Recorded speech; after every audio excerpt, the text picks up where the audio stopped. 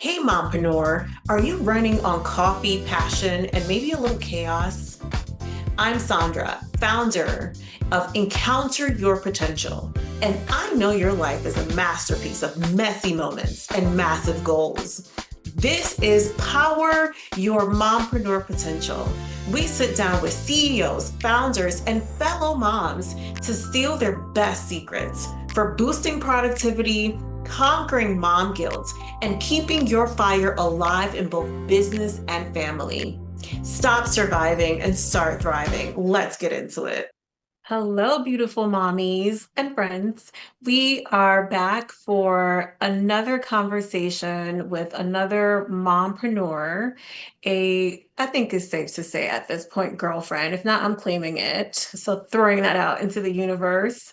A girlfriend of mine, Rhapsodi Pierre-Jacques, and she is juggling all the things. She is a mommy, she's a wife, she's a business owner, she's a community builder, and she's quite fabulous, as you all can see, those who are watching us. So I'm excited to dig into how she is juggling this life that we've all created for ourselves. That was something I shared with my mom and dad this week. I created this life for myself, so I'm just learning to get better at doing hard things. So excited to have this conversation with Rhapsody today. So, hello, Rhapsody. How are you? Doing well, Sandra. So good to see you. Great Thanks. to see you. And you're one of those migrants. We met in New York, but Yes, you are now in sunny Florida. I am in Miami now. This was not the plan. I thought I would die in New York City as a New Yorker, had no intentions of leaving, but COVID had other plans. And now I am a Miami girl. I'm working on Mhm. my Espanol, everything. It's great. Oh, the Espanol has gotten better. You need the Spanish down in Miami. Muy necesario, sí. Look at that, it's so good. And what I do know about you, and one of the things I want to talk about is being able to outsource and delegate for help. But you do have fabulous help and support, and you've invested in a bilingual nanny, Natalia, who I had the pleasure of meeting and also being able to get help and support from while we were in the vineyard. So tell me more about that journey and finding Nad and even just the decision to get that support. Yeah, sure. It's an interesting topic that I don't really talk about that often, but you had the Mhm. experience of working and being around her while we were in the vineyard. And really, it's an interesting combination because when I became a mom, I didn't grow up with help in that way. I just saw my single mom doing all the things. I had an au pair for a season, but it just wasn't in my mind as something that was like feasible. My husband, on the other hand, grew up with, a live-in nanny for most of his life because his parents were doctors. And so it was a negotiation that we made around what help looks like for us. And we went on the journey when we were pregnant about finding the right person. And I didn't know what that looked like, but it kind of was just one of those things where as you interview people, you're like, that she just feels right for me, for us. Living in Miami, being bilingual is very, very important skill set, and we wanted our son to have that ability. But she also is just so hands-on. She is so loving, so caring for our son, but she's been there since day one, which is probably the most unconventional thing that really probably raises eyebrows. She actually started before Trey was born, and she has been there for every day of his life, essentially. Yeah. But it's been such a huge help because, we don't live near family. So Mhm. it takes a village to raise a child, and sometimes that village might look like paid help, but it is really important and necessary. She knows him since day one, and that is so hard to find. And we tried an au pair for a cute second, and the woman needed to go. We flew her in from Jamaica, no identifying factors other than that. But yeah, it just didn't work out.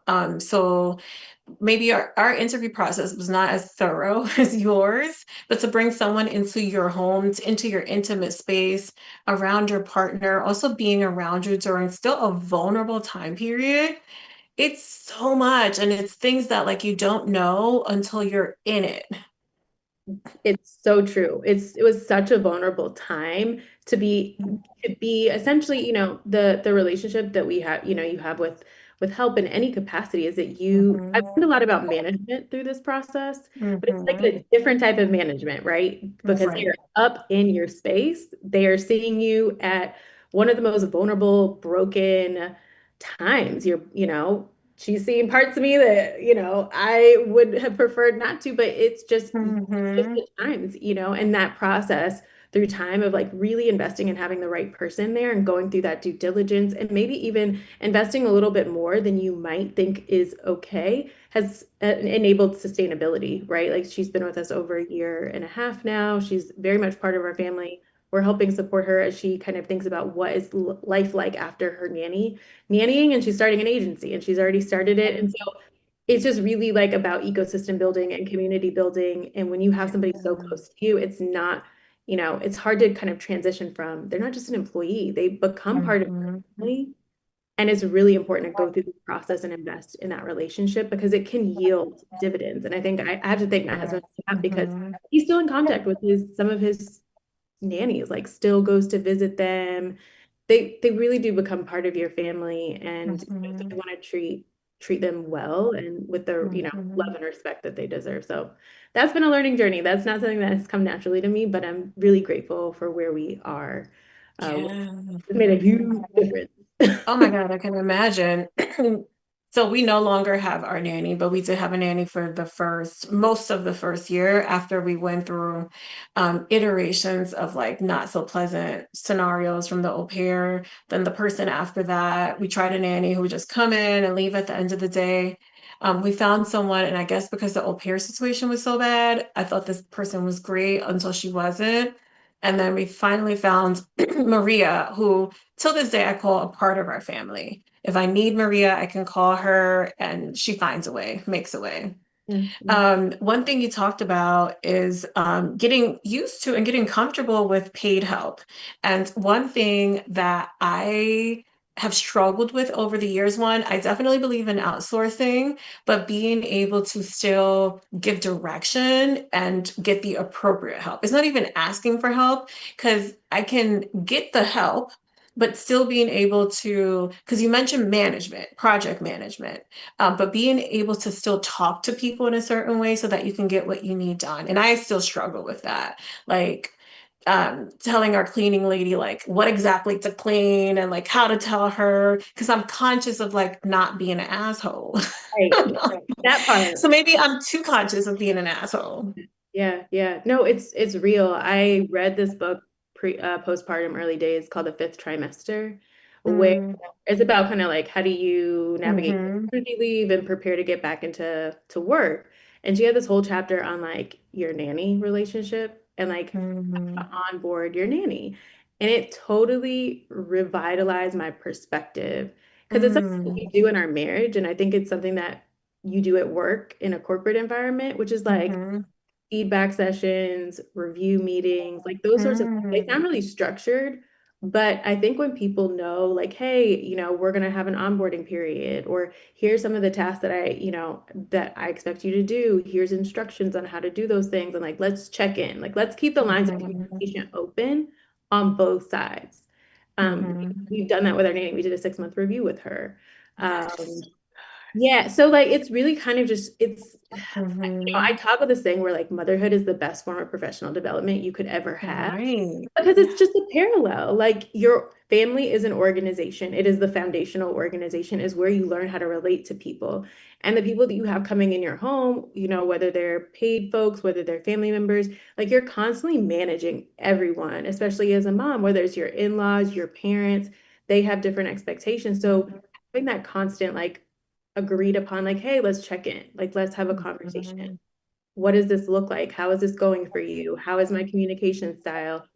Our nanny, she's been, she's probably worked for like over 10 years. And she's like, this is the first time a family's ever like sat down with me and gone through that. Same with our cleaning lady. I'm like, hey, this is Mhm. great. She's like, how is everything?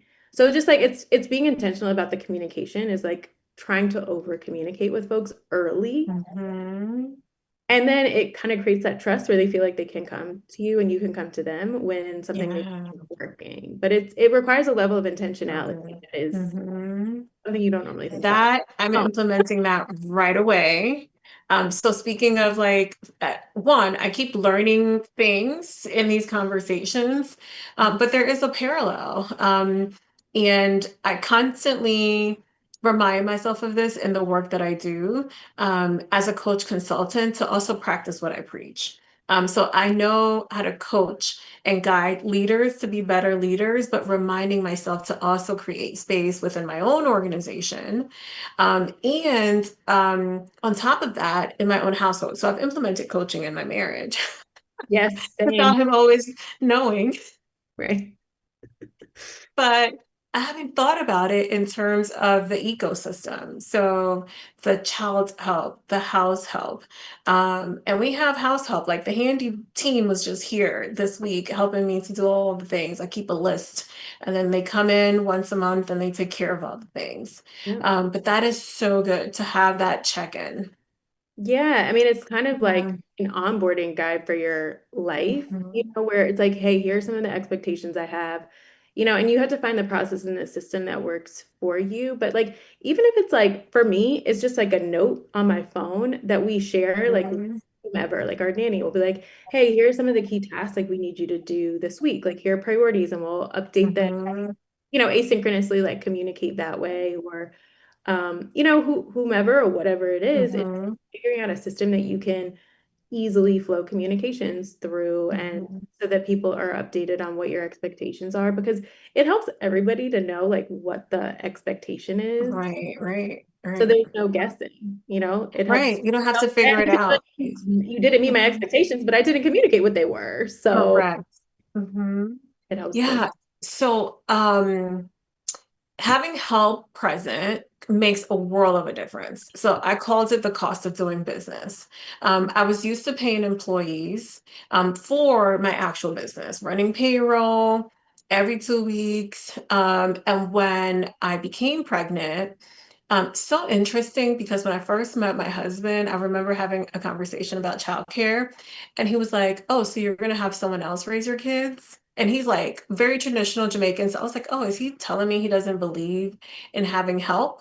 Because I was convinced, and it was one of those things where I'm like, "It's not happening without it," because I can see you, and I know that you won't be doing it. So absolutely. But then, we get to know each other better, and I'm like, "This man believes in all the help." Maybe it was a test in the beginning of the relationship, just getting to know each other, right? And also seeing if I would bend depending on like his reaction. But for his 18-year-old, he had at-home help as well. But it makes a world of a difference. And it's the cost of doing business. Having Maria with us alleviated my time to even just go to the gym so that I could feel like a human. Or if I just needed to leave the house or take a shower without rushing and being paranoid and hearing crying noises in the shower that weren't real. I just needed it for my sanity. So I learned to even shift resources in my own life so that I could have money to pay for the things that were a non-negotiable for me. I have an amazing partner who, super supportive, takes care of many things. But for me, I'm like, I have things that I will invest in because I need to be a human. And you travel with Natalia. She travels with y'all. I do not have that. So tell me more. How did you negotiate that? What does that look like? Because we have found help in places, Yes. but you have Natalia go with you. Yeah, she does. So again, it comes down to thinking about your life, right? And like the elements of your lifestyle that are very important for you to be able to Mhm. maintain.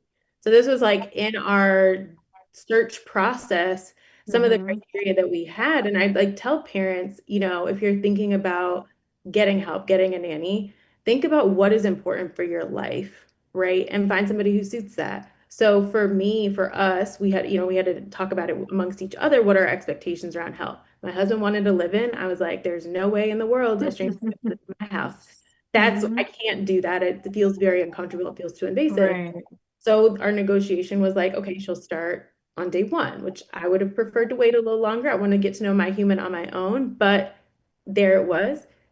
From the travel perspective, we travel a lot. It is really important, for us. It's something we both value. And we wanted to be able to bring our son into those environments, but we didn't want to Mhm. sacrifice the experiences for some things. So sometimes we're traveling for a wedding, sometimes it's for work. And, having somebody there to take care of your child, especially somebody that you've already built a relationship with, especially from a mom perspective, alleviates a lot of the tension once you've built the trust. So we didn't travel with her until like he was about 3 months old. But Mhm. at that point, I was like, okay, I feel safe with him. We're in a new environment. Mhm. That's one less thing I have to think about because we tried to find help when we were away or when we were wherever we were. Mhm. It gave me all the anxiety. And I was like, no, I'll Mhm. just do it. I'll take care of him, which changed the Mhm. expectation of me going there to do work or to meet people or to network or whatever. I couldn't do that. And so Yeah. you have to be able to, have that psychological peace of mind if you're going, Mhm. again, for work. If it's for vacation, so that you have time to rest. Maybe you need to go to the spa or just have a time at the pool or the beach by yourself. Like that's really important for self-care because you need to be able to show up when you are present with your child to be Mhm. present with your child. And sometimes you Mhm. gotta be away from them. And that requires Yeah. having help there. Yeah, it's so good. That is something I didn't even think about at the time. So thank you for that perspective. The other thing that I know can be a bit controversial, and I don't know if you have this in your own home, but I have cameras all over my home. And we learned from the au pair situation, and if it wasn't for, and it's beyond a nanny cam. But if it wasn't for the cameras, I wouldn't have seen what was happening. Because to me, she was trying to like appease me. She was like, "Oh, yes, yes, yes." But like your yes, yes, yes wasn't translating to action. But then I started to just stalk the cameras and I was able to see like she wasn't supporting his neck. And he was 2 months at the time. Like he Yeah. has no muscle and his little head was just dangling. So I just took the screenshot, sent it to my husband, like no words, just like deal with it. Whew, I've been there. I've been there. We had the cameras and Mhm, when we had, in addition to our nanny during the day, we also had a night nurse for a couple of mhm, weeks after our son was born to just help out with, the late night mhm, wake-ups and like laundry early days. And we had someone come into our home she was sleeping on the couch with my newborn on the couch in a pillow on the other side. And I looked at the camera and she was out. She was out that day. I don't even know if she made it through the night. I gave her one shot and I was like, this does not make me comfortable. Like I feel mhm, comfortable with your approach. Like he is weeks old. He should mhm, like he needs to this is not okay. Like you can't be away from him somewhere and I'm mhm, looking at it on a camera. I was like, I'll do it myself. I'm already up pumping, so I might as well go down and grab him. mhm, But mhm, I think you have that internal instinct, and like for another reason that you need to have time away to like be with yourself is so that you can be in tune with that mama bear instinct that like mhm. fosters itself in those early days to be like, no, this Right. doesn't feel safe. It don't feel safe. It Yeah. doesn't feel safe for me and Right. my child. Yeah. They're out, Mhm. Yeah. period. And she was in our home for 2 weeks, which I felt was too long because, and I was having these conversations. My husband was traveling for the most of that time, so he wasn't seeing what I was seeing. And I was like, I am now in a position of advocating for my child. The longer this woman is here, the more I feel like I'm doing damage, potential damage to him and to us. And also to me, because now she's here, but I'm tiptoeing around her because now I'm like, she needs to go. So I don't even want to talk to her Right. in my No, own home. I So know. I now it's, I know. Sometimes you just have to say, the beauty sometimes of the help is that they are employees and yeah. it's not a fit. It's not a fit. It's a bit of a different scenario when it's your family member. Oh, yeah. Yeah. There's a benefit and there's a pro and con of both. Mm-hmm. One of the pros of paying someone is that you can stop paying them and you don't Yeah. have to give them any, like this isn't working out. Like, thank you for your time, but, thank you next. Family member, you have to be a lot more Gentle. judicious, gentle, Mhm. right? A parent saying, well, this is how I did it, or whatever the case, You which turned out okay. there's benefit to that. Don't get me wrong. It definitely saves a lot of coins. But it's a different dynamic. And I think, you have to understand and think through that, your relationships and what makes sense for your family and know that like if you're paying somebody, if it doesn't work, it don't work. You know this, but I've been feeling terrible for the last 2 days.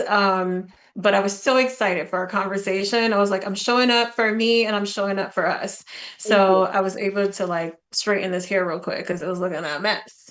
And then put on some lip for this conversation. I aspired. I was trying to get it straight, but I couldn't make it happen. Oh my God, if you could only see the bird's nest that was happening before. It's real. It's real. So real. Okay, so you've built this ecosystem and you've gotten comfortable with asking for help. And I think that's a journey. It's a journey that I'm still on as well. So what has the ecosystem around you, what has it helped you to do? Because as you shared, it creates space, it creates time. So what are you doing with that time? Doing with that time. I'm finally fill it in, let me tell you. I felt really guilty about having help early on. Mhm, But as I saw my husband and my partner just get on board, like boom, boom, mm, free time, mhm. and just filling it in with the things that bring him life, I was like, okay, taking notes. Like when we have help, if it's on the weekends, like I'm gonna go to the gym, I'm gonna do, I'm gonna make phone calls, I'm gonna do the things, maybe get out of the house. And so some Mhm. of that time has been allocated to trying to be as intentional as I can about my self-care. So that, Mhm. that might be going to get my nails done, or it might be going to my nervous system coach who helps me really regulate Ma'am, my nervous system because it's stressful being an entrepreneur and a mom. It is so I think I dysregulating. need that right now. Yeah, I think we all need it. And I really hope that this concept becomes more like mainstream. But she's like a nervous system physical therapist. And Mhm, I go to her for an hour, maybe like once a month. It's a bit of a drive, mhm. but it is more relaxing than going to the spa. Like she's helping to regulate like my polyvagal nerve, and you can just feel like your parasympathetic nervous system kick in. It's not like your body's digesting food. You kind of like feel this like calm sensation through the like I don't know what she do. She's like touching you and like rocking your legs. But like that is something that I do like with the extra time that I have because it is high impact, right? Mhm. And I found some of those modalities. Sometimes it's therapy. Sometimes I like do floating for self-care as well. But I try to just find things that are really regulating for my nervous system because I'm frequently, I'm transitioning from wired. eating, like Mhm. managing people. It's really, managing your partner, all of those things That with you. too. Mhm. So the self-care, Yeah, huge, huge that thing. is okay. These are new things that I have not heard of. Self-care, yes. But a nervous system coach, have not heard of that, but I've added to my to try list. Because I probably need that in this current state of being where, you can feel the stress in your body. And that's probably, I was sharing this with my husband. I'm like, it's probably why I'm reacting. My body's reacting in this way because I'm supposed to be marathon training, trying to like run the business, run the household, support him while he's in his busy season. Um, and the outside family ecosystem. So I'm like, my nervous system probably needs a reset. Yeah, it needs a reset frequently. And there's like, I've learned that there are things that you can do even in your bed, Mhm. but like going to someone who's like physically putting their hands on you and helping you to kind of re-regulate your system is so powerful. It's like one of the biggest gifts that I hope to like really be able to master to give to my son. Because, Wow. toddlers, we both have toddlers, and especially from a boy, boys, I mean girls too, is like they don't have the words to regulate their emotions. So they, hit Mhm. go scream. But like from us, they're picking up how we're regulated just from being Mhm. around us, right? And so one of the greatest gifts we can give them is a well-regulated nervous system to help Mhm. them regulate themselves so that when they get into the world, they know how to do it, to manage the stress. It's not about like Mhm. not having the stress, it's just being able to be resourced enough to navigate through it with yourself Yeah. intact and with your awareness, Yeah. you're not just like grinding up and then you're like, well, I'm burnt out or I'm depressed, Right. whatever. There are Mhm. strategies that you can use to navigate through those. And so that has been a huge unlock as becoming a mom is like, I need to do that for myself because to me, that's Right. a gift that I can Mhm. give physically to my son. Oh, we had a moment yesterday evening because that's something I'm so and I'm absolutely in my, what is it called, soft parenting, gentle parenting era, where my parents like hard, immigrant parents, traditional parents, where it's just what they say.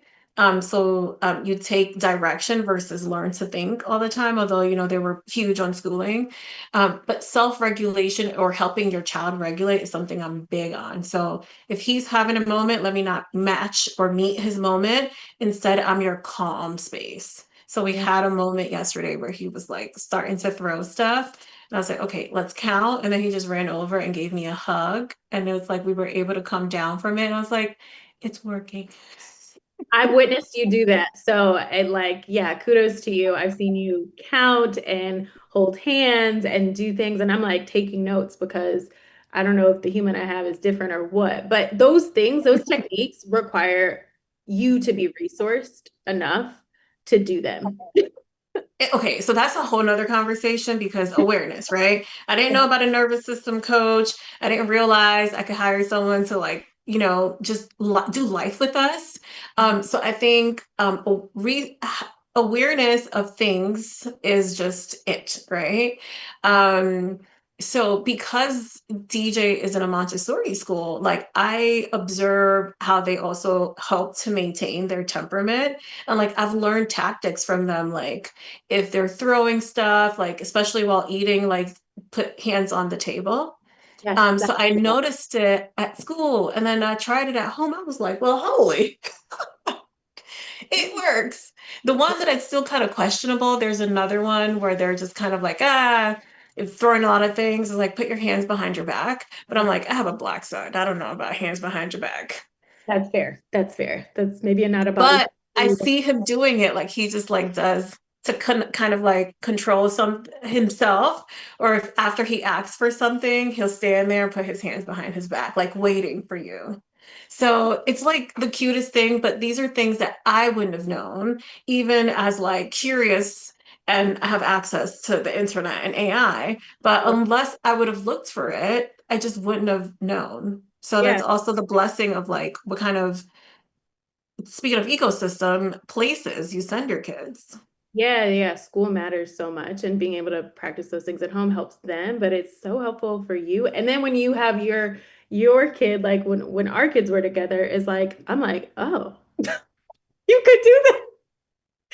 I was like, "Okay," but like, having again, it's like to me it's like the regulation, like DJ exemplifying that or putting his hands on the table or putting his hands on his side or behind his back. Like my son is watching that. You know what I Mm-hmm. mean? Like that peer pressure is rubbing off. And I'm Yeah. also taking notes of like, oh, Mm-hmm. that's a great strategy. That's a great tactic. So I think there's, it's being in proximity, whether it's your school, Mm-hmm. whether it's other moms, whether it's, friends, but like showcasing the realness of like, yeah, my kid's not gonna, my kid's gonna misbehave, but how do we navigate it? Because we Right, right. exchange resources that we didn't even know Mm-hmm. were possible. And I think seeing is Mm-hmm. so much more powerful than like scrolling.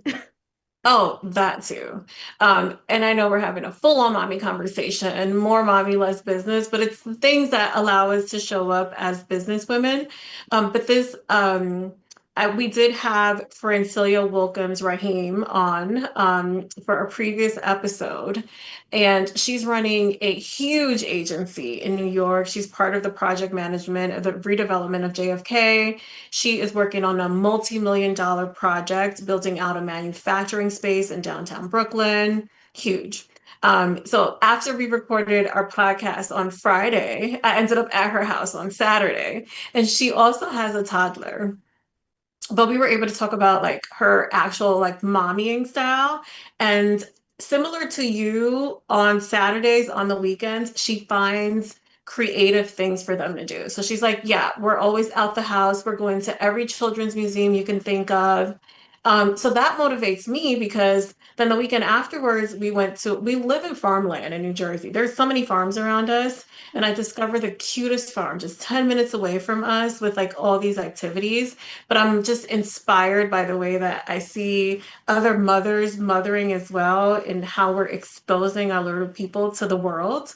So yeah, just wanted to drop that nugget about just like who you surround yourself with. Yeah, it impacts, how you show up as a parent, and it's just so helpful because, Mhm. like I said, it takes a village, and that village can look and come in various formats, but like they're all really valuable to just give us new insights and awareness and resources Mm. to train our kids. Yeah. All right. So tell me more about IntroSense. Yeah. So, what is the business? What are you doing? How do you connecting with the people? Yeah, so InterSense is a coaching and consulting business. I started it 4 years ago, during COVID, actually, left corporate Mm. during, the height of the pandemic. And really, it's been a crazy evolution over the last 4 years for me. And it's been amazing, honestly. I didn't know exactly how it was gonna all kind of pan out. I wasn't somebody who had like a business plan and a whole strategy. I literally just kind of like quit and had an opportunity to work with a mentor of mine, Aiko Bethea, who had a thriving coaching and consulting business, and kind of parallel path my way to do Mhm. something. Yeah, yeah. You've had, I think it's safe to say, early success because within 4 years, you've been able to do a lot. Yeah, I've done a lot in the last couple of years. There's more that I want to do, but I'm grateful to have had a lot of opportunities to partner with other organizations because Mhm. it gave me insight into some of the business challenges, how to position different needs. And I think, my time with Aiko at Rare Coaching was really this fundamental time. I call it like an apprenticeship, which is kind of a foreign word these days. It Um, is. where I was in the business, I was, giving my consulting skills from Deloitte and really helping her grow the business, but I was learning about it as well. And I took those insights around clients and, just presenting proposals and all of those things to kind of internalize and say, okay, these are the things that I need to focus on and think about. And how she built her platform and the work she did with Brene Brown is just so inspiring to me. So she's a mentor, somebody that was farther ahead in the journey, but was like, you need that visual, like representation matters. And having those kind of North Stars to which you can position yourself as a young entrepreneur is really important, especially to me as a Black woman, to see others doing it. Mhm. It's so inspiring to, for somebody to have a 7-figure plus business. I'm like, okay, like taking Mhm. notes. And that's a very different All the education than notes, you right? receive in school Mhm. or in your corporate career. It's a very different gear that you have to shift. And I was really grateful to have that kind of formative Mhm. entrepreneurial experience. Oh, yeah. I often remind myself and think about how important it is to align yourself and surround yourself with people who are further in their journey than you are. And I've recently been able to bring a girlfriend of mine on a project that I'm currently on. But she was the person in my early entrepreneurial days. I remember I needed to put together a scope of work for Tyler Perry Studios. And I was like, I've never done that before. Now y'all gonna hear it. I've never done that before. But the person who was also connecting me to the opportunity was someone who I interned for, so there was trust there. But this woman it was like, oh, it's okay. Here's the scope of work. Just revise it and customize it for what you need. But how many people actually do that? Yeah. Um, and then the payback is like now we get to work together. And I bring it up often because I remember that you didn't have to. You didn't have to share that. You could have sent me to the internet to look up templates. But she sent me an example of her own and had me just customize it. And that was like the format I used for a while before, I figured out my own stuff. But being able to surround yourself with people who are further in their business journey because it opens your aperture to like what is possible Yeah. and other ways of doing things. Absolutely. Even like, you're somebody who I Mhm. look to as well to have like staff, right? Mhm. I go as well. I'm like, how are you putting people on payroll? Like that was just like a Wow. crazy concept to me. And I'm really grateful that this year I was able to bring on an assistant, and it's really Mhm. been a huge unlock. Like we talk about help, but like being able to delegate stuff that is not my zone of genius to so that I can show it for my clients and be really present and glean those stories and be able to create content around it. It's a game changer because my mind was all wrapped up in like, okay, I need to send these invoices and I need to Oh, schedule no, this. no, no, no. Mhm. let somebody else do that. And it has enabled like a lot more growth in my business, which I've always heard about in theory, like, okay, hire somebody Mm-hmm. before you're ready. And it's true. It's true. You Yeah. can Yeah. invest in help, even in your business. And you're somebody who's, had staff for a long time. And I was always like, wow, that's amazing, and like I'm kind of, I'm getting there, but I think Yeah. kind of Yeah. growth Mm-hmm. evolution in many ways. Mm-hmm. Yeah, I received that. And it started out small. Like I remember when I thought paying somebody $400 was a lot of money back in 2018. I remember I hired my first person, which was a fractional, very fractional virtual assistant. And she grew with me to be operations. And then another scary moment was when it was time to hire someone full time out beside me. That was scary because I was like, wait, I gotta pay this person. Well, not I Very got to, scary. but it Yeah, was you a said full the month number. And you're salary. like, It was more than I was getting paid at my oh, first two jobs out of college. And then another marker was when I was able to provide medical insurance, health insurance. That was another marker of growth. And one, I would not have been able to survive the whole maternity process without it because my brain was like fractionally there. So to yeah. have people that were able to continue to keep things going and showing up for the work that was there. My goodness. But I've also had to pivot since. I've turned everyone who was full time into consultants because work looks different for me now. The time to do work looks different now. And I needed everyone to value the time that they were also putting into the business differently, so that it wasn't just, oh, the payment comes every 2 weeks, not knowing what happens behind the scenes for that payment to come. So creating a revenue share model so that everyone felt the responsibility of servicing and delivery so that we all win.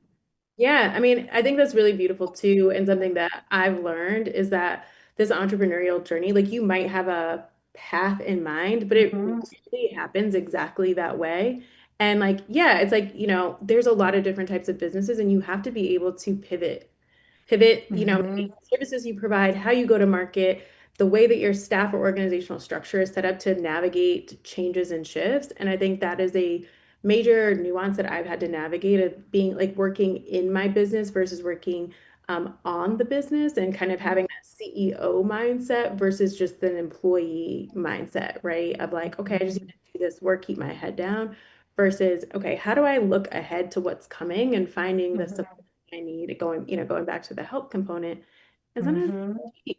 Like, okay, y'all were full time, now we're contract. Like Yeah, that's what a yeah. CEO does. Like you have to make those strategic decisions for Mhm, your business. And it's a very different perspective than just being like, okay, I'm just like executing on all these contracts for clients and that's mhm. it. And going back to what you said earlier, it also requires a different level of leadership and management because Very different. Very different. yes, yeah, because people still need time and attention, and they just don't know magically what to do and what's important as well. So I have my moments of let me delegate because if I don't get these things out, people won't do all the things that need to get done. So sometimes I prioritize delegating before I get to my own to-do list because I think of it like the multiplier effect. The more they're doing while I'm also working, the more we all get done collectively. So being like, you have to have the time to also devote time and attention to like helping them perform the way you need for them to perform for it to actually work. If not, you're spending money, just leaving the door. It's true. Yeah. I mean, it's like you got to build the systems and the time it takes time to like, invest in the money, but if you can focus on the delegation piece and really onboarding and equipping and giving the feedback, it should return It to you should. Right. time. Mm-hmm. The success factor is like, are you able to step out of that task and allocate your Mm-hmm. energy again to your zone of genius? Building connections, that's something that you're amazing at. Like, Mm-hmm. those sorts of things. Like, that's where the value is. You building and connecting and building more relationships. You don't need to be in the weeds. No, no, not at all. Which a lot of leaders haven't quite yet figured out how to do. but Yeah, but that's the difference mhm, between management, and leadership. Like it's like mhm, you got to step up out of it and you got to really find the right talent. That's mhm. an experience I'm currently having. So, Yeah, so speaking of management and leadership, there is also a uniqueness, and not everyone is built to be with a high performing partner. And we have similarities in our marriages, but you have to have some thick skin. Like you have to be so sure of yourself. But you are with a very high performer. So tell me about that management, because I imagine you have to be super grounded to keep each other grounded, but also for your own survival. yes, that's such a good question. It's been an interesting journey of self-fortification in the midst being married to somebody who is such a high performer and a true kind of his like personality style is like a true executive, like very Mhm. much like everything is very buttoned up and it's just like a natural leader.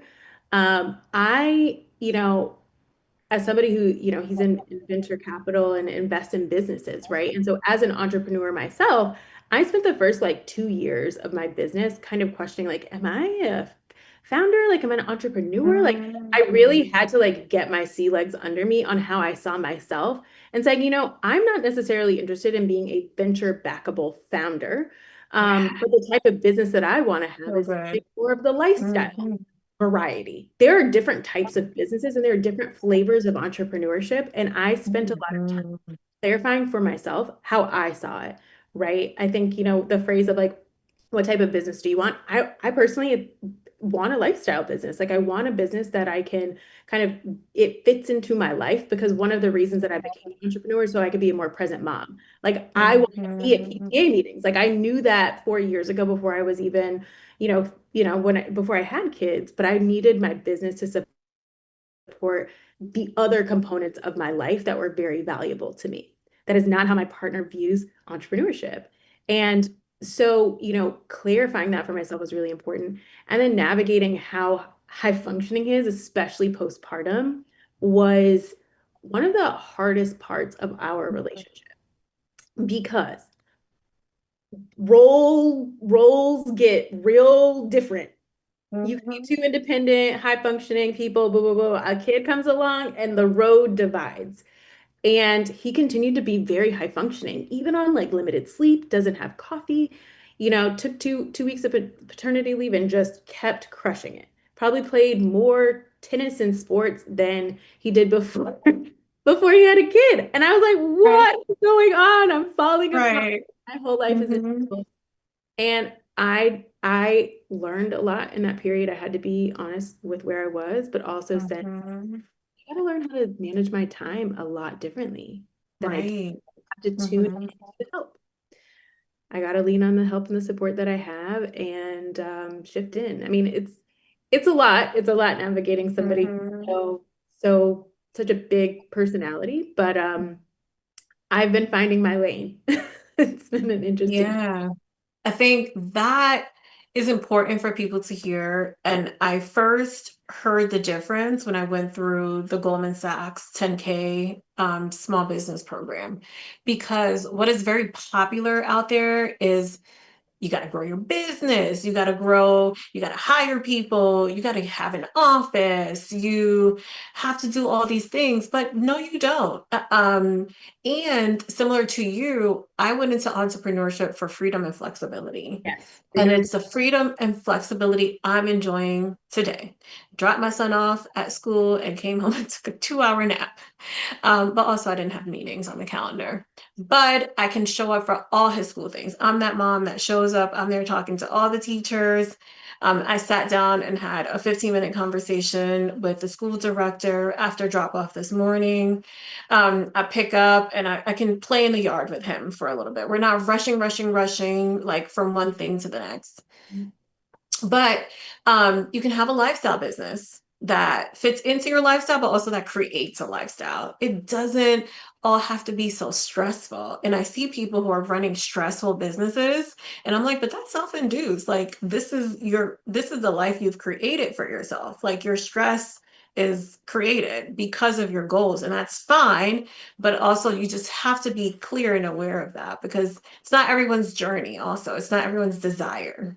Yeah, and it's not everyone's capacity or skill set. And I think that Right. there's space for the awareness that like every business doesn't have to be a scaling tech venture backable, unicorn, right? Like that's the sexy story that we see on the news and that's fine. But, this country is built on the backs of small business owners, right? The mom and pop shops. Mhm. And there's value to that too. And I think it's really about being clear about what flavor or brand of entrepreneurship do you envision for yourself and holding true to that. And also saying that might change, It right? And might being change. open to Yeah. pivot, but being Hmm. with yourself with where you are. And I was like, listen, I'm okay being a solopreneur until I wasn't. And I was like, I'm ready to Hmm. be CEO. I'm ready to have people work for me because I can't sustain doing all of the things all the time because I'm a Hmm. human. It's like it keeps pivoting, it keeps changing, and I'm still on the journey. And I'm really grateful I didn't get off the road when I was like, well, I'm not, this isn't what it looks like for them. No, this is what it looks like for Hmm. me, and this is great. And I had the foresight to say, I want a business that enables the lifestyle I want to lead, which is being a present mom. And I had enough of that to say, let me just stick with it long enough. And now that my kid is here, I'm really grateful that is Amen. the case because that's Amen. what I wanted. That's what I said I Right. wanted. That's what I Hmm. got. Um, Hmm. And you every can always revert back. yeah. Yeah. You can change next year, or her kind can blow up, and then you're a real CEO with like a whole bunch of people, right? But also, just to clarify, you're a CEO regardless of whether you're leading people or not. CEO of your life. I think maybe Morgan Devon, I took that from her. But yeah, you're the CEO of your life. Like you are the vision Hmm. or the way that you want your life to look. And regardless of whatever you're pursuing, whether it's your career, your family, you have to have the clarity of mind of what you are trying to achieve. And that perspective resonates in any forum that you're in, I believe. And so, yeah, like I'm the CEO of my life and my business and my community and all the things. I love that. And we're allowed to have seasons. So you can grow a bit, hire some people, and then you can also scale back and decide. Because that's also like I've heard the stories of folks who've had several tentacles to business and then decided, I'm going to scale this down to keep life very simple for now. I have partners that I work with who are solopreneurs, but killing it because their overhead is very low as well. So there's so many different ways that you can make life work for you. So in terms of making life work for you, you're also creating community Yeah. and helping women as they're creating their own life in terms of creating community. So tell me more about her kind and what you're doing with that. So when I moved to Miami, I didn't know anyone here from New York. I had like my whole kind of ecosystem in New York. And when I moved to Miami, I was like, we ain't in Kansas anymore. Like, I don't know anybody here. The systems and the structures and the institutions that I would normally go to don't exist. And more importantly, I didn't see myself. Mm, We're in the capital of Latin America for, the US. This is not even the US sometimes, which is beautiful. It is it's so Latin Cuba. American, it's so Caribbean, it is all the things. And I've really grown and appreciated that. But I didn't see myself. And I was like, where are my professional women of color? We are still in COVID times, more or less. And so I started in a very Miami fashion, a WhatsApp group, very Miami. Um, Mm, and I was just looking to go to, like find women that kind of lived in the downtown Miami area to just do brunch with, maybe go for a walk with, because we were all working from home. And a lot of people had transplanted here temporarily, permanently from other major cities. And my goal was just to get to know some people and just go for walks and brunch. Needless to say, a lot of people were having that same sense of like, I don't really know, I don't see myself. And the group grew from like 5 women to over two, we're almost at 2,000 now, just girl. organically. So there was Mhm. no like big hurrah, there was no website, no Instagram. It was very word of mouth. Like you just found a friend and was like, girl, Mhm. join this group, get some resources, figure out where to get your hair done. I found my gynecologist in this group who birthed my son. Mhm. Like it just Wow. was that safe space in a Mhm. pretty crazy world that I guess I wasn't the only one who needed.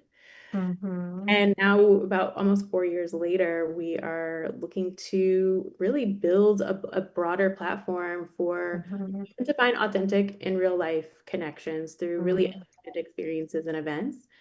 So that you can find what I call couch friends, because we all need like friends to just chill on the couch with and be and able to keep Mhm. really, really real. And I think that's one of the biggest things that's come out of COVID, right? The need for community, Mhm.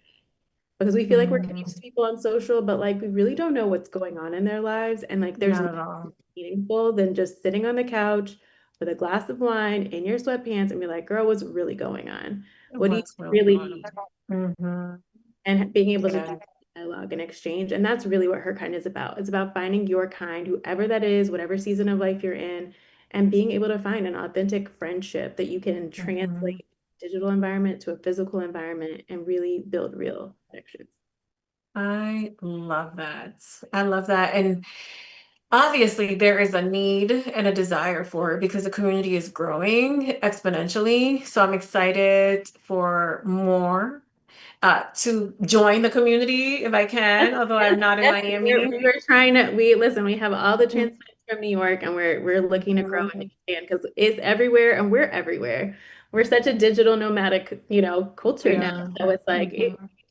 we need to be where we are. So Yeah, for sure. Okay, well, I'm excited. So is it still a WhatsApp group? it is, but we're actually piloting our first membership experience called Curator, and it is our website is joinherkind.com. Mhm. So Mhm. that's where you can learn a little bit more about the curator experience and a little bit of more of our evolution. So it is expanding.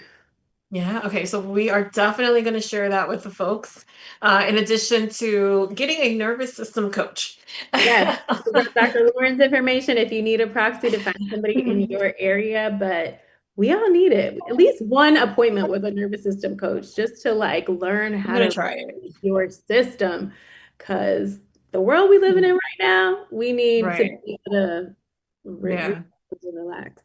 Yeah. And I think a lot of it is intentional. Like the news, the way that politics is going nowadays is almost like to just like get to our nervous system. It's like to Yeah. induce anxiety and stress. It is, yeah. So I Yeah. think it's more important than ever to be able to do that. And with AI as well, we're moving at lightning speed that like humans, I don't know if we were meant to move so fast. Mhm. And so being able to just drop in, be in our bodies and, take some deep breaths and like allow again our parasympathetic nervous system, which is like the calming side, to kick back Mhm. in. It has so many impacts and benefits to the way we show up, lead, love, learn, all the things. So get one. Mhm. Get one. So for you, what does thriving look like right now? That's a good question. For me, thriving looks like being present in the things that I'm doing. Because it's really hard it's easy, I should say, to be somewhere else all the time.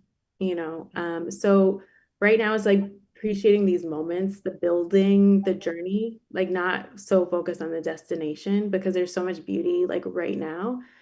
And thriving is just being present with those things. With my son in this phase of toddlerhood, like I'm not getting these moments back. So as long as Yeah. I'm in good health, that to me is thriving.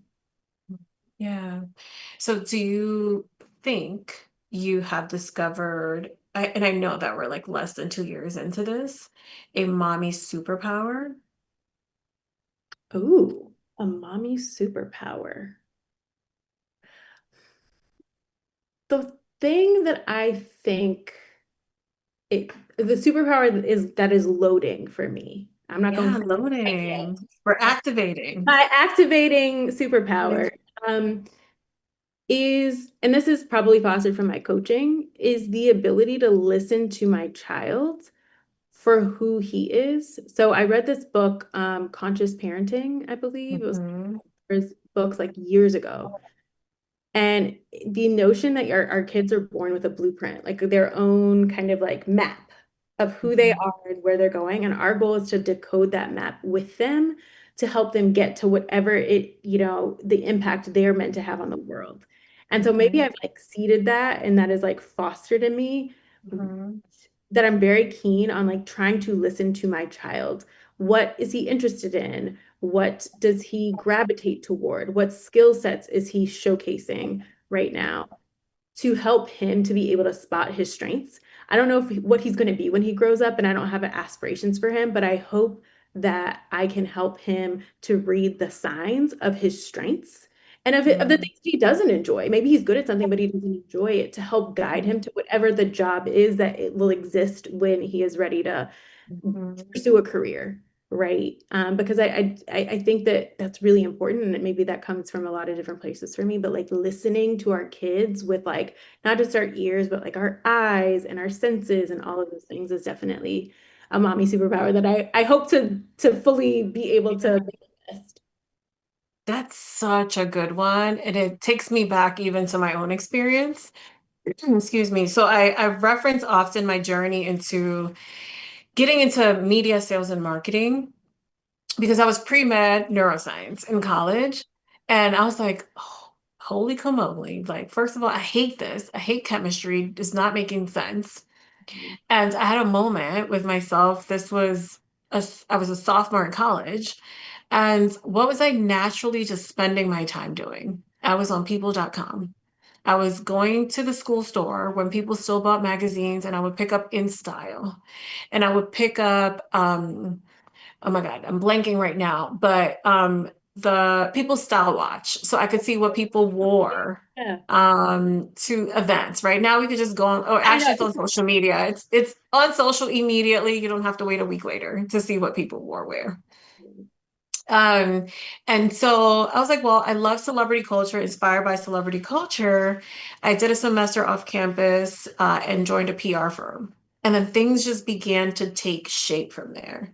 But what you have just identified as like listening, you using that as your superpower, but there is so much power in also being able to create that space for our own children to listen to themselves, because my immigrant parents were like, you are going to be a doctor. Oh, And yeah. I was trying to make it happen by all means necessary, going through misery and forcing myself into something that just wasn't working out for me. And by pausing and listening and taking chance, I moved from step to step to step until I was able to discover, marketing and a career in media marketing. And then that has helped fuel me into entrepreneurship with Encounter Your Potential. And here we are with Power Your Mompreneur Potential. So everything leads to the next thing, but it's just about listening. Yeah, 100%, 100%. So I Yeah, love that superpower. putting our kids in spaces where they can find their own, Mhm. listening to them in those spaces is so critical, I think. So I agree. Yeah. And who knows what the world is going to look like in a few years? Hey, Because in 2 years, it's going to we might not be, have doctors. yeah, probably not lawyers. Because AI is definitely looking over my papers for me, my legal. Of Yeah. course. Of course, it's true. Still need a person's eyes over it, yes, but I'm starting with AI. All right. Well, I've had such a great conversation. I look forward to doing this in person. We will be migrating to in-person conversations very soon. But as we close out, you are a coach, you are a consultant, you are a community builder, you are a wife, you are a mommy. You are a woman. Is there anything that you would like to leave with us and other mommies, other women who might be in a very uncertain, ambiguous, or maybe just going through a hard time? That's a good question. The things that come up for me in this moment and in this season is the power, giving yourself permission to pivot and Mm, to reimagine or reframe your current reality, right, into what could happen, and maybe just allowing a little bit of space for the possibility. I didn't know that this is where I was going to be, but by just being able to say, I'm going to try it, I'm going to lean into this, I'm going to like pivot, give myself some permission. I'm super delighted with where I am and I'm very happy, but it's not what I saw for myself. And so if you feel stuck, if you feel, a little disenchanted, like give yourself the power to pivot and even listening to yourself and finding those like small cues of like if you're on people or whatever, Instagram, looking at what people wore, maybe there is something delicious there that you need to follow and Mm. see where it leads you. Something delicious there for the power of the pivot. I love this. So, Rhapsody, thank you so much. I've referred to you and the family as the PJs in Martha's Vineyard. So, thank you for gracing us with your presence and for all these nuggets. I have some things to look into as well. Thank you, thank you, thank you. Until next time. If you found this advice helpful, give this video a thumbs up and drop your biggest takeaway in the comments below.